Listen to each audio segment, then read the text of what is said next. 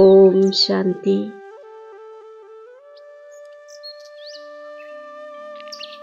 ഈശ്വരീയ മര്യാദകളുടെ ആധാരത്തിൽ വിശ്വത്തിനു മുന്നിൽ മാതൃകയാകുന്ന സഹജയോഗിയായി ഭവിക്കട്ടെ. വിശ്വത്തിൻ്റെ മുന്നിൽ മാതൃക ആകാൻ അമൃതവേള മുതൽ രാത്രി വരെ ഏതാണോ ഈശ്വരീയ മര്യാദകൾ അതനുസരിച്ച് നടക്കുക. വിശേഷമായി അമൃതവേളയുടെ മഹത്വം മനസ്സിലാക്കി അതനുസരിച്ച് പവർഫുൾ സ്റ്റേജ് ഉണ്ടാക്കുക.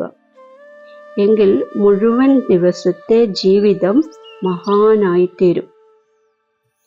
അമൃതവേളയിൽ വിശേഷമായി ബാബയിൽ നിന്ന് ശക്തി നിറച്ച് ശക്തി സ്വരൂപമായി നടക്കുകയാണെങ്കിൽ ഏത് കാര്യത്തിലും പ്രയാസം അനുഭവം തോന്നില്ല.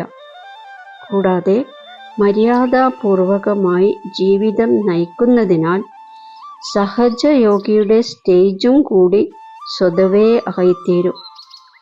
പിന്നീട് വിശ്വത്തിലെ ആത്മാക്കൾ താങ്കളുടെ ജീവിതം കണ്ടിട്ട് തൻ്റെ ജീവിതം ഉണ്ടാക്കും. ഓം ശാന്തി.